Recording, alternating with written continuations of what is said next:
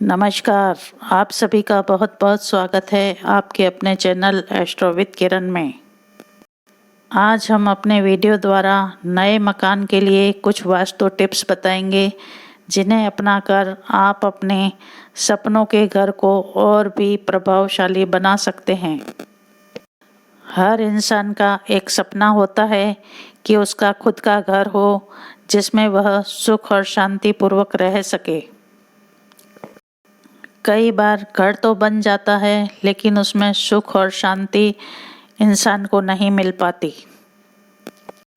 घर में अगर किसी भी तरह का वास्तु दोष होता है तो इंसान को कभी तरक्की नहीं होती, तो कभी कर्ज में डूब जाता है, तो कभी पैसा बीमारी में व्यय होता रहता है। वास्तु के कुछ उपायों को अपनाने से इन सभी आपत्तियों से मुक्ति मिल सकती है और सुखपूर्वक इंसान जीवन व्यतीत कर सकता है। तो आइए जानते हैं ऐसे ही कुछ सरल वास्तु टिप्स, जिन्हें उपयोग करके आप अपने घर में सुख और शांति को पा सकते हैं, स्वस्थ रह सकते हैं तथा जीवन में प्रगति कर सकते हैं। बचपन से ही हम सभी को हमारे माता पिता और गुरुओं ने बेहद आसान तरीके से चारों दिशाओं का ज्ञान जरूर करवाया होगा। चारों दिशाओं को मालूम करने के लिए जिस दिशा में सूर्य उगता है वह पूर्व दिशा होती है। उसकी तरफ मुंह करके खड़े होने पर बाईं और उत्तर दिशा और दाईं और दक्षिण दिशा कहलाती है। पीठ के पीछे की दिशा पश्चिम दिशा कहलाती है। वास्तुशास्त्र में जीवन को सुखी और संपन्नता के लिए कई तरह के वास्तु उपाय बताए गए हैं, जिसमें वास्तु दिशाओं की बहुत बड़ी भूमिका होती है। वास्तुशास्त्र में दिशाओं का विशेष महत्व होता है।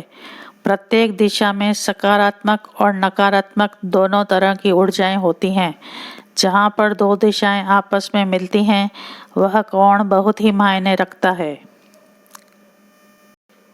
उत्तर दिशा और पूर्व दिशा के बीच वाले कोण को उत्तर पूर्व या ईशान कहते हैं।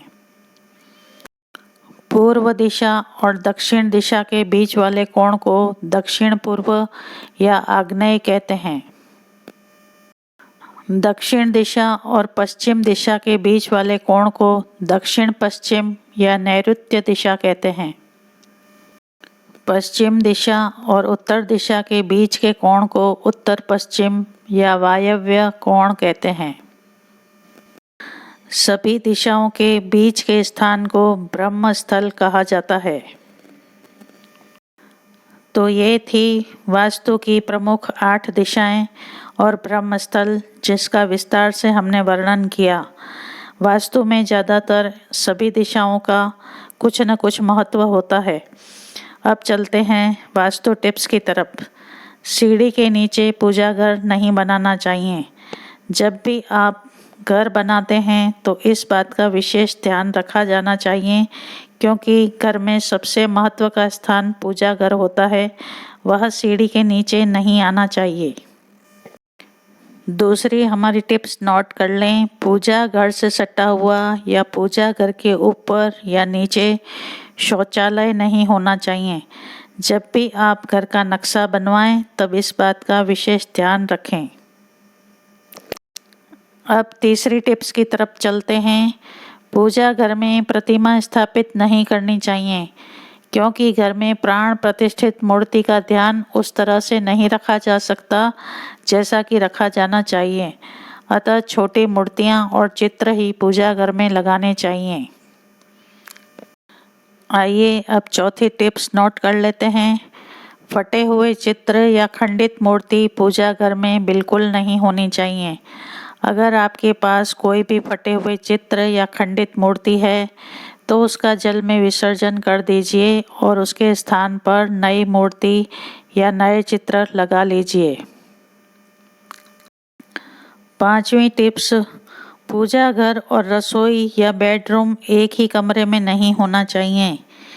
यह भी बहुत ही महत्वपूर्ण टिप्स है, इसका भी ध्यान विशेष तौर पर रखना चाहिए। पूजा घर के बाद दूसरा महत्वपूर्ण जगह रसोई घर आता है। रसोई के लिए दक्षिण पूर्व दिशा सबसे अच्छी होती है। दक्षिण पूर्व यानी अग्निकोण। अग्निकोण में अग्नि का वास होता है। यहाँ पर रसोई घर बनाना बहुत ही अच्छा रहता है। 7वीं टिप्स नोट कर लें। घर की सीढ़ी सामने की ओर से नहीं होनी चाहिए और सीढ़ी ऐसी जगह पर होनी चाहिए कि घर में घुसने वाले व्यक्ति को यह सामने नजर नहीं आनी चाहिए। साथ ही इस बात का भी ध्यान रखें कि सीढ़ी के पायदानों की संख्या विषम होनी चाहिए। 21, 23, 25, 27 इत्यादि होनी चाहिए। अब बारी आती है गेस्ट रूम की। गेस्ट रूम यानी मेहमानों के ठहरने का कमरा उत्तर पूर्व की ओर होना चाहिए, यानी ईशान कोण में होना चाहिए।